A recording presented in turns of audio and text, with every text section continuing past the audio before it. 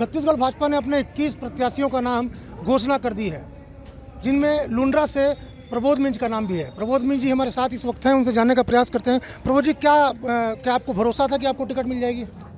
नहीं, देखिए, भरोसे और बिना भरोसे का विषय नहीं था ये, क्योंकि ये पार्टी का और पूरे अपने हम लोगों का जो सिस्टम है वो कोई ना कोई कमल निशान हमारा चुनाव लड़ता है जब तक कोई घोषणा नहीं होती है। अब वो मैं स्वयं, मेरी घोषणा जरूर हुई है, लेकिन मैं स्वयं अकेले लड़ने वाला नहीं हूँ। भारतीय जनता पार्टी चुनाव लड़ेगी। तो ये था कि जिसको भी टिकट मिलेगा, हम भारतीय जनता पार्टी उस विधानसभा सीट को जिताएंगे, उसके लिए काम करेंगे। ये थी।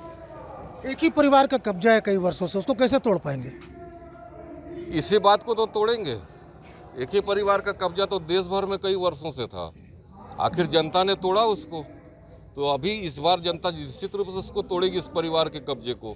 और इस परिवार के कब्जे से पूरे लुंड्रा की क्षेत्र परेशान है, उनके कांग्रेसी कार्यकर्ता, कांग्रेसी नेता तक परेशान है कि एक ही परिवार को कितनी बार।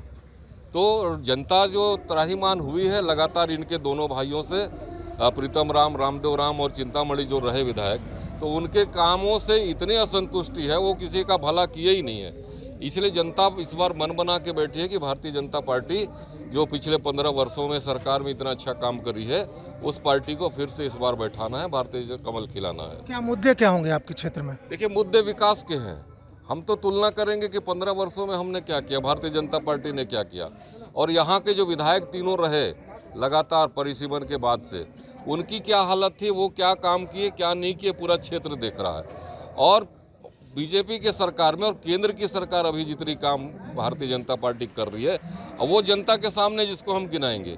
और आने वाले समय के लिए, आने वाले क्षेत्र की जनता के लिए और वहाँ के भविष्य के लिए, जो उसके निर्माण के लिए, उसके आगे बढ़ाने के लिए, चाहे युवाओं हों, चाहे उस क्षेत्र में इंडस्ट्रियल का मामला हो, चाहे वहाँ के अपने फल फूल के जो व्यवसायी हैं, खेती के सब्जियों के व्यापारी हैं, उन सब किसानों के लिए ऐसी योजना बना के हम उसके बाद उनके सामने लाएंगे, ताकि उनका इस क्षेत्र में विकास हो, उन्नति प्रगति हो।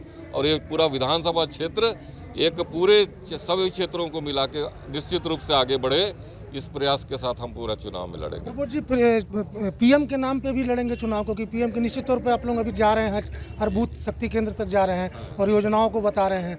तो क्या लगता है कि आपके पास कोई मुद्दा नहीं है, सिर्फ पीएम के मुद्दों को लेकर बढ़ेंगे आगे? देखिए, अभी हम विपक्ष में, हमारी कोई मुद्दे इस सरकार में नहीं है जो हम पहले चलाते थे। तो हमारे पास जो सरकार में उनके जनता के बीच में जो मुद्दे चल रहे हैं, वो मोदी जी के मुद्दे चल रहे हैं, केंद्र के मुद्दे चल रहे हैं, वो भारतीय जनता पार्टी के मुद्दे चल रहे हैं। हम इस बात को जनता तक पहुंचा रहे हैं कि जब भारतीय जनता पार्टी के केंद्र की योजना का जब इस तरह से क्रियान्वयन हो रहा है और कई योजनाओं को रोकने का काम ये कांग्रेस की सरकार कर रही है, जिसका लाभ इस जनता को मिलना चाहिए नहीं मिल रहा है, इसलिए हम उन मुद्दों को जनता तक पहुंचाते हैं। आप जीत को लेकर कितना आश्वस्त हैं?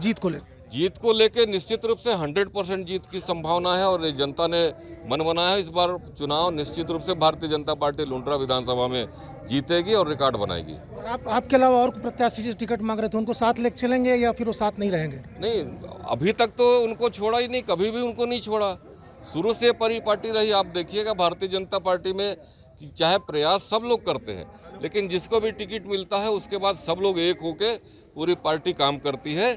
इस बार भी पूरी पार्टी सब साथ मिल के काम करेगी। कोई पार्टी अकेले कोई प्रबोध मिंज के नाम से चुनाव नहीं लड़ रही है, वो कमल फूल पे और भारतीय जनता पार्टी के लिए चुनाव लड़ रही है।